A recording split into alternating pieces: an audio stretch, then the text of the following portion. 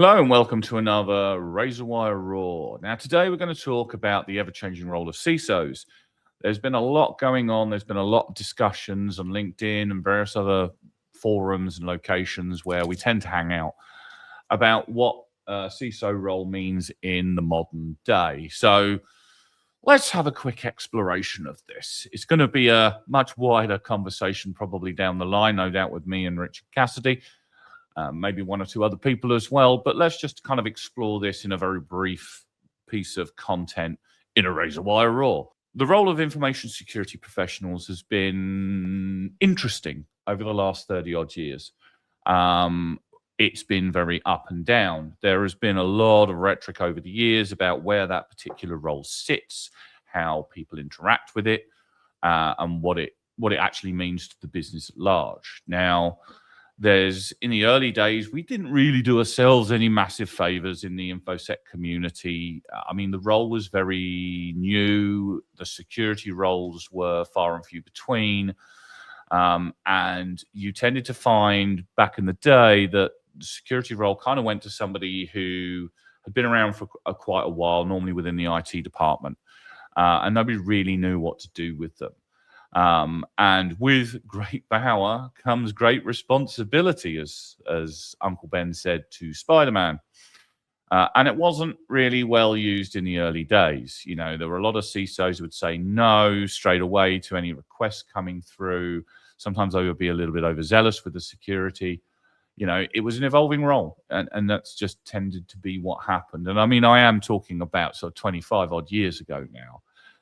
Now, fast forward to maybe 10 years ago, we saw a dramatic increase in cybercrime, which inevitably comes when a medium becomes very, very popular. And there was a lot of people out there in the criminal world that realized that cybercrime was far harder to prevent and far harder to detect than the traditional crime. No longer does somebody get a force multiplier. I have to use this kind of lingo for YouTube, and go into a bank and say, fill the bag. That gets you caught in modern times very, very quickly. You know, probably worked in the 1950s, but in modern day with modern technology, CCTV and all the rest of it, it's just a stupid thing to actually attempt. So over time, people moved over to cybercrime, you know, digitally breaking into infrastructure, utilizing vulnerabilities, bugs, holes in designs, and so on and so forth, and started basically ransomwaring, stealing stuff, stealing data, selling it online, card information, that kind of stuff. And we had a whole vast of swath of legislation that came afterwards, and contractual obligations from people like Visa and MasterCard, which became PCI DSS, Cyber Essentials for the UK government, and a whole host of other stuff from various other different governments and industries to try to deal with the situation with security. Now, this is where the CISO role kind of really took off, or really was born out. Before that, it was called IT security.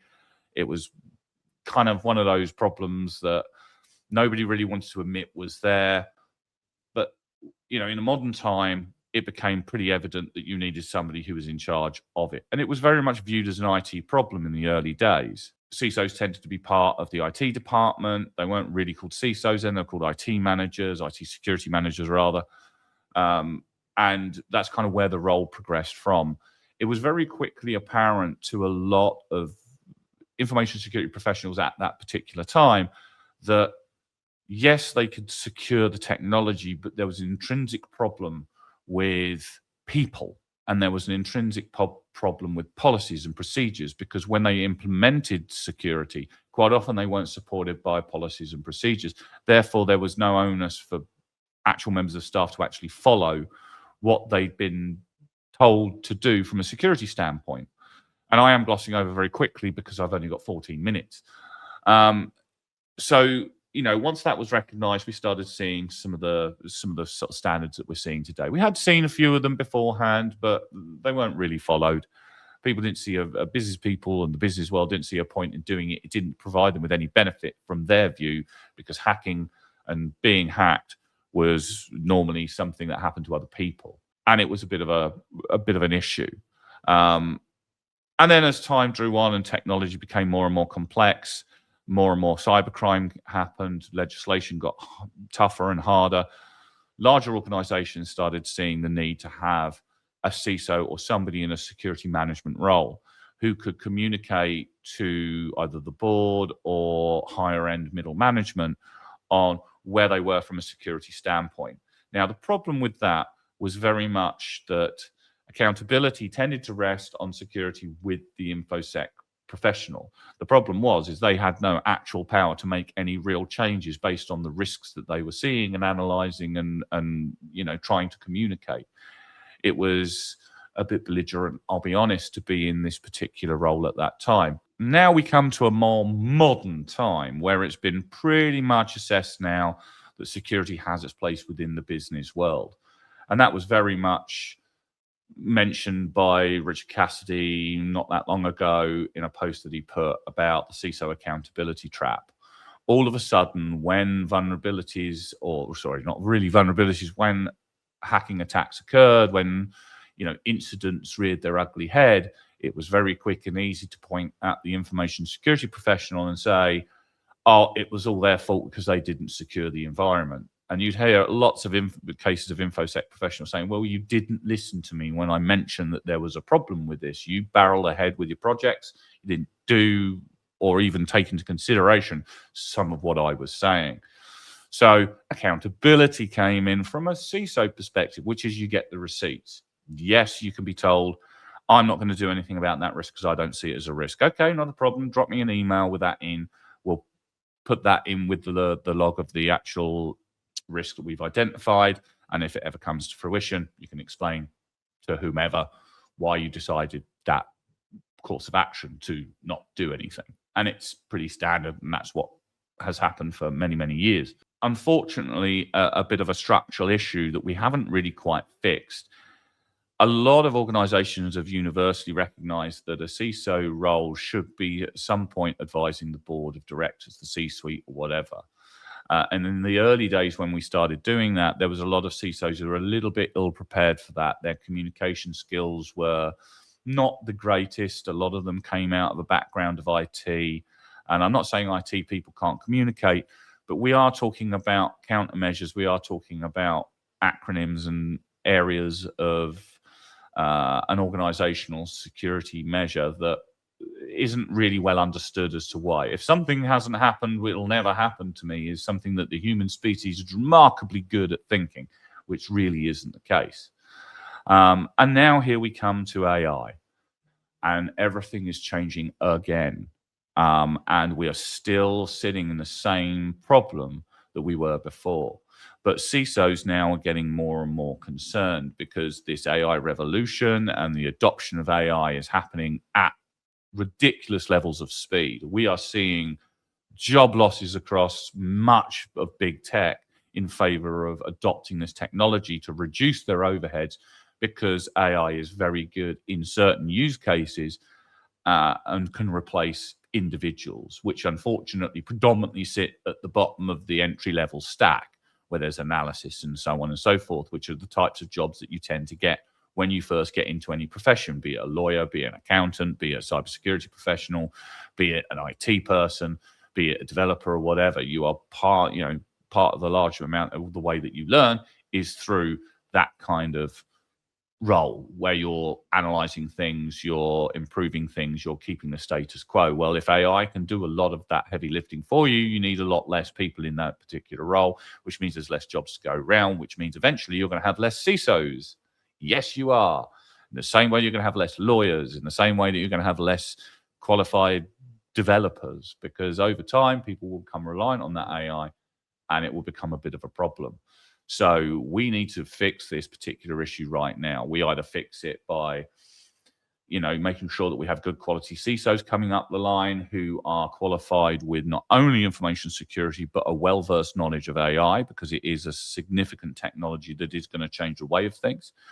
Or we're going to have to start thinking about something else that we need to do.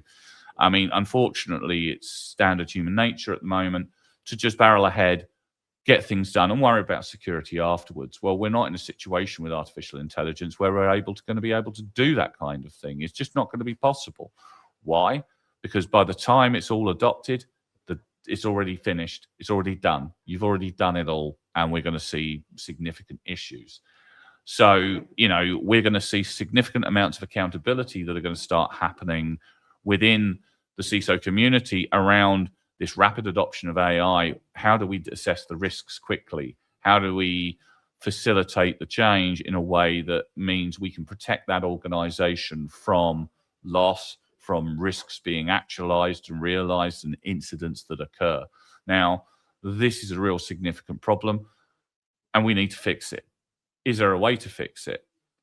I don't know at this point in time. I think CISOs are finding it very, very difficult at this moment in time to deal just with the speed of adoption with this particular technology, which is far faster than any other type of technology has been done before. Now we have 42001, which is, an emerging, or it's kind of still being dealt with at the moment around AI, to kind of handle how we implement AI. And a lot of information security professionals are going to have to get to grips with this new ISO requirement, because let's face it, it's going to feed into a lot of our information security requirements. It's going to feed into a lot of what we're doing.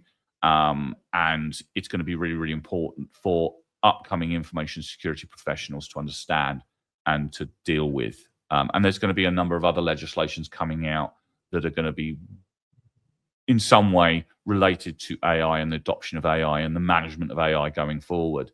We have to do this, because if we don't do this, nobody else is going to put in any checks and balances, and we're going to come up with a significant problem. So let's get this sorted and move forward in a more even-handed, secure way to be able to make sure that the CISOs can do the job that they're there to do. So thank you very much for looking at this video. It is a much, much wider topic, but I really don't have enough time to be able to deal with all of the requirements and all of the items that I really want to kind of talk about when it comes to that CISO position. So watch out for future content. It's been absolutely fantastic. Keep sending in your questions. Please feel free to like and subscribe this video if you're watching this on YouTube. So we'll be speaking to you again soon. Thank you very much.